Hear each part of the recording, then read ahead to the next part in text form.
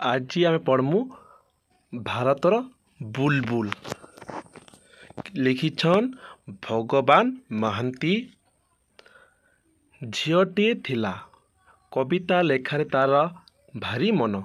कविता लेखा बेले गीत लेखापाटा कि दिन कि राति से एकुटिया बसे मने मने कौन गुणु गुणु होई खातारे लिखि पकाए। बेल पाइले बाहरी बुली सुंदर सुंदर फूल चढ़ई गछलता सबको अनै कौन भावे। सते जेपरी एमाने ताप अति आपणार। एक कथा माँ छड़ा अन्य के जानी पारती नहीं। माँ झील को उत्साह दियंती बापा किंतु चाहती नहीं ओलटा। बापा इच्छा झील अंक कसु हिसाब किताब भल जानू।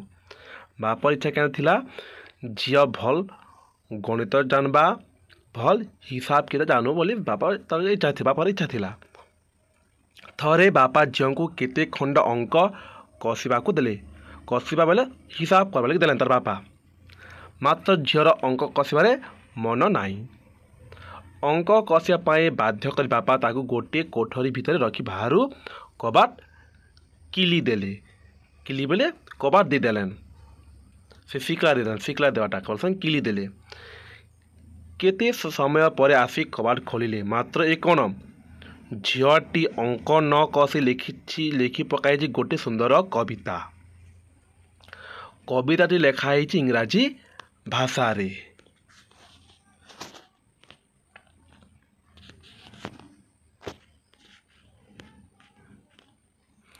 बापा देखि आश्चर्य हो गले। मने मने कही पकाइले वाह केड़े सुंदर कविता। से भाविले तांको झियो भविष्य में निश्चय जड़े बड़ कवि हेब।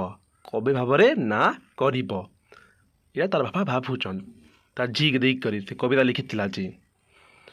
पाठ पढ़ा सहित झीलटीर मन प्राण लगी रहिला कविता लेखारे। बड़ हेला परे सतकु सत सारा पृथ्वी ना कला। एबे तांको कविता स्कूल कॉलेज रे पढ़ा हेउची। तांको लेखा पढ़ी लोके आनंद पाउछंती। एही नारी कविंकर इंग्राजी भाषा बेस दक्षता थिला। इंग्रेज लोक माने मध्य तांको कविता को प्रशंसा करुथिलेन। तांको कवितारे मुग्ध होई तांको बहुल कहुथिले प्राच्य जगतर कोकिल आउ केही केही कहिले भारतर बुलबुल। कोकिल कोइली बुलबुल के बसन कोइली हिंदी थी बुलबुल बलसन कोइली के। एही महिला जनक होइछंती भारतर लोकप्रिय नेत्री स्वाधीनता संग्राम सरोजिनी नायडू। तांको ना केटा सरोजिनी नायडू। सरोजिनी नायडू गोटे मध्यवित्त बंगाली परिवार रे 1879 मसीहा फेब्रुआरी 13 तारिख रे जन्म ग्रहण करथिलेन। तांकर पिता अघोरनाथ चट्टोपाध्याय ओ माता बरदा सुंदरींकर संतान मानक मध्य से थिले सबुठारु बड़। जेंथि माने बुलबुल जेन थिले ताको बड़ थिले गोटे बंगाली परिवार जन्म ग्रहण करथिलेन। सरोजी हैदराबाद जड़े डाक्टर गोविंद राजुलु नायडू विवाह करथिले। विवाह पर से निज ना लिखिले सरोजिनी नायडू। तुलसी दुई पत्र बासिला परि तांकर पवित्र बाल्यकाल फुटी उठुथिला। मात्र 12 वर्ष बयस मैट्रिक परीक्षा दे समस्त परीक्षार्थी मध्य से प्रथम स्थान अधिकार करथिले। से 10 क्लास केते मार्क आनथिले सबको फास्ट। एहा पर से जाई इंग्लैंड कैम्ब्रिज विश्वविद्यालय ना लिखाइले। पाठ पढ़ा संगे संगे सुंदर सुंदर कविता रचना करने और वक्तृता देवारे मध्य से निजर दक्षतार परिचय देले। सेते बेलको भारत इंग्रेज शासन अधीन थिला। से क्या थिला भारत इंग्रेज शासन अधीन थिला। इंग्रेज मतलब शासन करथिले बेले। निज जन्मभूमिर पराधीनता तांको हृदय गभीर दुख आनीदेला। एणु से देश प्रेममूलक कविता लिखा लगिले। क्या लिखले देशर प्रेममूलक कविता लिखा स्टार्ट कले। तांको देश प्रेममूलक कविता और वक्तृता से कालर स्वाधीनता संग्राम मानंकु अनुप्राणित करथिले। एपरिकी जवाहरलाल नेहरू एवं सुभाष चंद्र बोस बोली से कालर संग्रामी युवा मानक मध्य से कवि द्वारा अनुप्राणित होइथिले। इटा हैला महात्मा गांधी सरोजिनी नायडू। आखि कहानी क्या दीचे 1903 मसीह बॉम्बे बोले मुंबई जो फिल्म शूटिंग कैसी हिरो अच्छा बॉम्बे बोलसन ना मुंबई बोलसन से स्वाधीनता संग्रामी मानकर एक विराट सभा होता से ही सभारे से निजे इंग्राजी लिखि एक उद्बोधमूलक कविता सुंदर स्वर में गान करथिले। गान बोले गायबाटा बोलसन गीत गायबाटा बोलसन गान करथिले। तांको कंठस्वर कोकिलर स्वर भली खूब मध्य थिला। कोकिल बोले कोइली देखी कला दिशुची कलाचेरे से ही कविताटी सेठारे उपस्थित थिबा समस्त हृदय को गभीर भाव में स्पर्श करिथिला।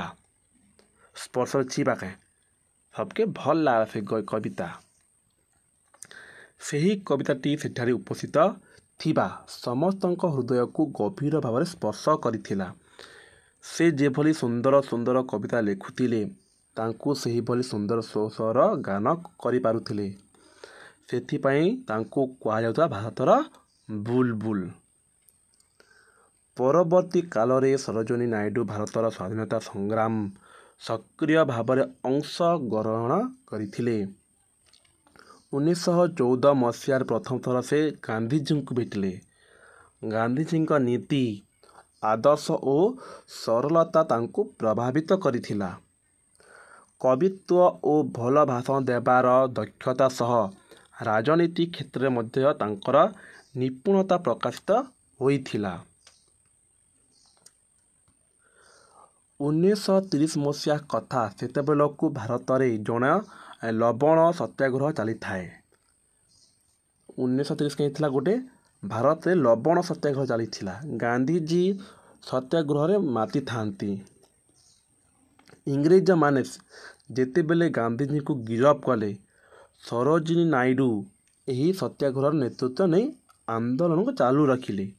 जेतेबेले इंग्रेज पुलिस माने गांधीजी के गिरफ्त कले बेले जेन थिला मेन लीडर हेले सरोजिनी नायडू से लोग मान के नेतृत्व देलेन। आम कई बार जिमु केनता काम करूँ सुने देखालेन। देश पाई से बहुत बार कारावरण करिछंती। कारावरण जेल की जेइचन और बहु कष्ट सहिछंती। भारत स्वाधीनता लाभ पर से उत्तर प्रदेश राज्यपाल पदवी मंडन करथिले। जितेबेले भारत स्वाधीन हैला फिर से उत्तर प्रदेश राज्यपाल पदवी मिलला तमके। एपरी गौरव अर्जन करिबारे से होइछंती भारतर प्रथम महिला। राज्यपाल रूप कर्तव्य संपादन करुथिबा समय 70 वर्ष बयस 1949 मसीहा मार्च 2 तारिख तांकर मृत्यु हैला। 70 वर्ष से मरीगले। भारतर बुलबुल। भारतवासी हृदय तांकर स्मृति चिरदिन अवलीन होई रहिथिबो। से केवल प्राच्य जगतर कोकिल बा भारतर बुलबुल नथिले, से थिले प्रकृतर हीरा टीए। एबे बईर प्रश्नोत्तर कर्मु कहिचे सरोजिनी नायडू पिलादिने कौन करने को अधिक भल पाउथिले? क्या लेखा के कविता लेखा लगी, गीत लेखा लगी। सरोजिनी नायडू काहाकू विवाह करथिले? डॉक्टर गोविंद राजुलु नायडू के। कविता लिखिया सहित सरोजिनी आउ क्यों विषय देखिया थिला? इंग्राजी भाषारे बेस दक्षता थिला। इंग्राजी भाषा से कविता लिखुथिलेन जे सरोजिनींकर कविता ओ वक्तृता काहाकू अनुप्राणित करुथिला? स्वाधीनता संग्रामी मानंकु।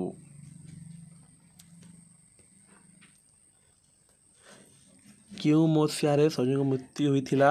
1949। नंबर 2 क्या दीचे पिला दिने सरोजिनी को तांको बापा कोठरी बंद करदे कहीं केतरा अंक देलें गणित करवा लगी भितर भर देलें। सरोजिनी को प्राच्य जगतर कोकिल बोली कहीं कहुला? सरोजिनीकर कंठस्वर थिला खूब कोकिल परी। से भल गीत कविता भी लिखुथिले ना भल गीत भी गाउथिले।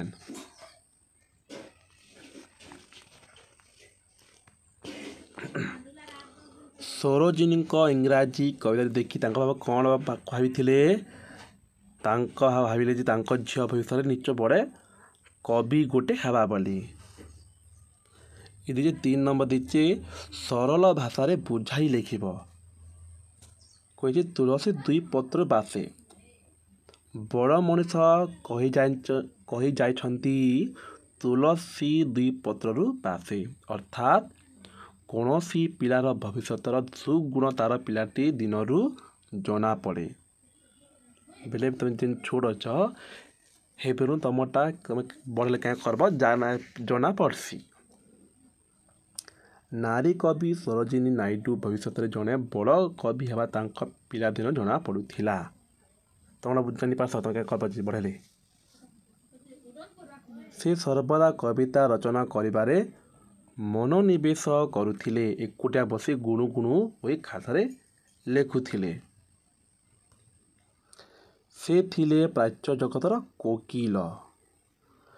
प्रख्यात नारी कवि सरोजिनी नायडू पिलादिनु कविता लिखा को भल पाउथिले कि दिन कि राति से एकुटिया बसी मन मने कौन गुणु गुणु होई खातारे लिखि पकाउथिले। तांकर एही कविता लेखा तांको जने कवि भाव परिचित कराइला। से केवल कविता लिखु नथिले तांकर मधुर कंठस्वर कोकिलर स्वर भली खूब मधुर थिला। से कविता गुड़िकु मधुर स्वर रे गाइबा द्वारा तांको समस्तଙ୍କ हृदय को स्पर्श करि पारुथिला। तेणु तांको प्राच्य जगतर कोकिल बोली समस्ते कहूथिले। प्रकृत थिले से प्राच्य जगतर कोकिल। गल कही से प्रकृत थिले हीराटीए। सरोजिनी नायडू जने प्रख्यात नारी कवि थिले। तांकर कविता लिखिबा और गाइबा दक्षता थिला। से निजर कविता द्वारा समस्त को आकर्षण करि पारुथिले। तांको कंठस्वर कोकिलर स्वर परि खूब मधुर थिबार तांको प्राच्य जगतर कोकिल बा भातर बुलबुल बोली कहा जाउथिला। ले एतकी बर तो लिखि नै पार तुम इन लिखबा तांकर कंठस्वर को कहा जाउथिला। एतकी लिखले भी मार्का मिलबा। 4 नंबर के आस तले थिबा शब्द गुड को लगाई वाक्य ग्रहण करब। वाक्य में उत्साह के नहीं करी गोटे भिड़ा बाटा गोटे बोलसन वाक्य गठन जेती देछि उत्तर ने उत्साह सरोजिनी को कविता लिखिया पाई तांका माँ उत्साह करती। उत्साह बोले पढ़ हार्ड पढ़ बोले उत्साह कहसन। स्मृति भारतवासी हृदय रे सरोजिनी स्मृति चिरदिन अमलिन रहिब।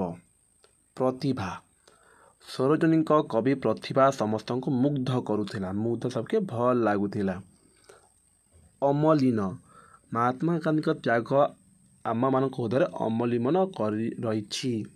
कर्तव्य समस्ते कर्तव्य सचेतन हेबा दरकार। 5 कही दक्षतार जेपरी दक्षता हुए दक्षरु दक्षता से परी बोलछि सेंता आर केत नुआटा लेखा बोलछि देछि सरल सरलता लोकप्रिय लोकप्रियता सुंदर सुंदरता जटिल जटिलता 6 नंबर କହିଛି ସରୋଜିନୀ ଜଣେ ଝିଅର ନାମ ବୁଝାଉଛି। ଭାରତ ଏକ ଦେଶ ନାମକୁ ବୁଝାଉଛି। ସରୋଜିନୀ ଗୋଟେ ଭାରତୀୟ ଲୋକ ଏଥିରେ ଆପଣ ଲେଖ। ଚିନ୍ତା ହେଲା ସୁଭାଷ ଚନ୍ଦ୍ର, ସେପରି ନାଥ ଲେଖିବା ପାଇଛି ଆଘୋରନାଥ, ବରଦା ସୁନ୍ଦରୀ, ଗୋବିନ୍ଦ ରାଜୁଲ, ଇଂଲଣ୍ଡ ନିଶେ, ସୁଭାଷ ଚନ୍ଦ୍ର ବୋଷ। 7 ନମ୍ବର କହିଛି ଯେ ଯୋଡ଼ା ଶବ୍ଦର ଗୋଟିଏ ଭାଗ ପ୍ରଜାପତି ଗୋଟିଏ ଡେଣାରେ ଅଛି। ଆଉ ଗୋଟେ ଭାଗ ଆଉ ଗୋଟେ ଇ ଡେଣାଟି ଅଛି। ହେଲେ ହିସାବ କବାଟ ନେଇ ହୁଏ, ଧାଁ ଛତର ନେଇ ହୁଏ, ମଉଜ ଏମିତି ନେଇ ହୁଏ। ଯେନ୍ ମିଶୁଛି ହିସାବ ସଙ୍ଗେ କେନେ ମିଶୁଛି ହିସାବ କିତାବ, ଧାଁ ଧପଡ଼, ମଉଜ ମଜଲିସ, ତାଟି କବାଟ, ଦେଶ ଦୁନିଆ। ତମେ ଲାଇନ୍ କରିଦେସି ଜାଣି ହେବା। ହିସାବ କିତାବ, ଧାଁ ଧପଡ଼, ମଉଜ ମଜଲିସ, ତାଟି କବାଟ,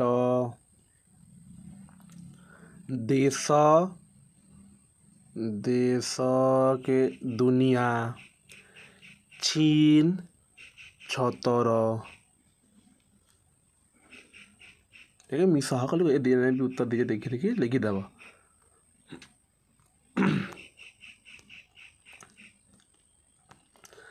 8 नंबर କହିଛି ବନାନ ଠିକ୍ ଥିବା ଶବ୍ଦଟିକୁ ତଳେ କୋଠରୀ ଲେଖିବା ପାଇଛି।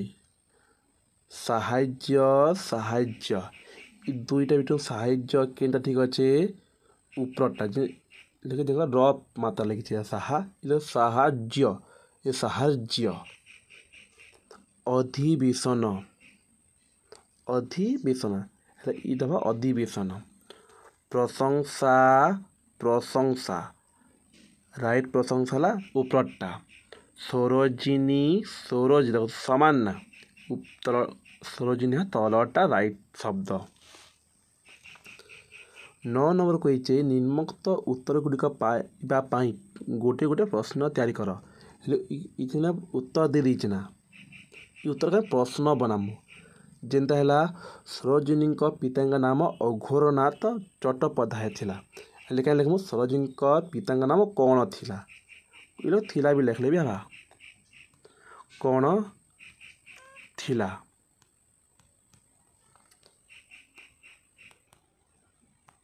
କହିଛି ଝିଅଟି ଅଙ୍କ ନ କଷି ଲେଖି ପକାଇଲା ଗୋଟେ କବିତା। ହେଲେ ଆମେ କାହିଁ ଲେଖମୁ ଝିଅଟି ଅଙ୍କ ନ କଷି କ'ଣ କଲା?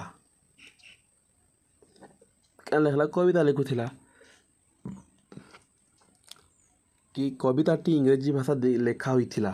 କବିତାଟି କେଉଁ ଭାଷାରେ ଲେଖା ହୋଇଥିଲା? ଉତ୍ତର ତାকে ପ୍ରଶ୍ନ ଖାଲି ଆମେ ତାକୁ ବନାବାର ଅଛି ନା। କାହିଁ ଲେଖମୁ ପ୍ରଥମେ ବୋଲେ କେଉଁ, ତେଣିକି ଗଲା କ'ଣ, ତେଣିକି ଆଜି ପ୍ରଶ୍ନ ଗଲା କେଉଁଠାରେ, ଆସିବା କେବେ,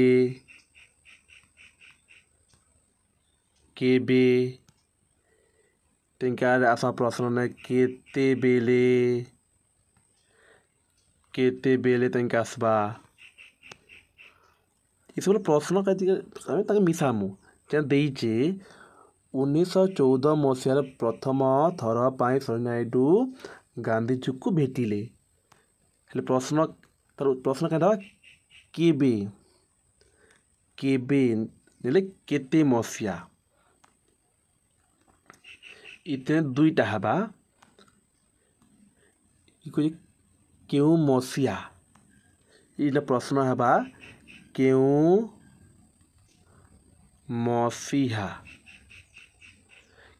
କେଉଁ ମସିହାରେ ପ୍ରଥମ ଥର ପାଇଁ ସରୋଜିନୀ ନାଇଡୁ ଗାନ୍ଧିଜୀଙ୍କୁ ଭେଟିଲେ। ଆର୍ ଆସିବା ପ୍ରଶ୍ନ ଆସିବା 1914 ମସିହାରେ ପ୍ରଥମ ଥର ପାଇଁ ସରୋଜିନୀ ନାଇଡୁ କାହାକୁ ଭେଟିଲେ କାହାକୁ ଭେଟିଲେ ଯେମିତି ଗାନ୍ଧୀजीକୁ ଭେଟିଲେ ପିଲା उत्तर दे दीजिए ताकि प्रश्न बनाबार अच्छे तो कह 1 नंबर ने भारत स्वाधीन होला परे से उत्तर प्रदेश राज्यपाल हेले ये दुईटा प्रश्न है गोटे है केबे से उत्तर प्रदेश राज्यपाल हेले भारत स्वाधीन होला परे आर प्रश्न है भारत स्वाधीन होला परे उत्तर प्रदेश कौन हेले लेखमु राज्यपाल हेले आर प्रश्न है भारत स्वाधीन होला परे से क्यों प्रदेशर राज्यपाल हेले केना थने क्यों क्यों आसबा दो 3टा प्रश्न बनुची थिने केबे क्यों प्रदेशर कौन हेले 3टा आसला क्या आसला गोटे आसला केबे केबे गोटे आसुचे क्यों आ गोटे कौन केबे बेले भारत स्वाधीन होला परे क्यों बेले उत्तर प्रदेश कौन है राज्यपाल 3टा प्रश्न बाहला कहती 10 नंबर कही गले को जेपरी गमन कले गले बोले गमन कले एमती देखिले हेबा दर्शन कले शोइले शयन कले शुणिले श्रवण कले काटिले कर्तन कले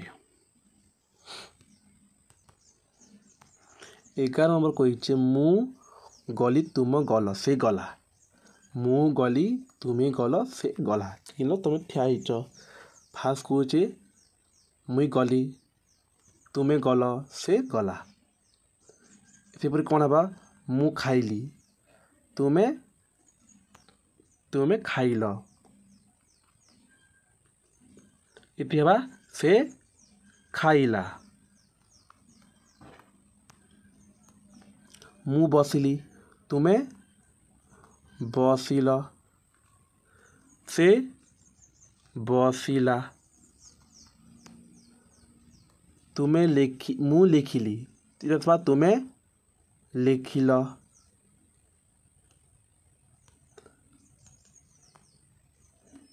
तुम्हें लिखिल से लिखिला काली नेक्स्ट चैप्टर 6 चैप्टर 7 अपलोड करमु।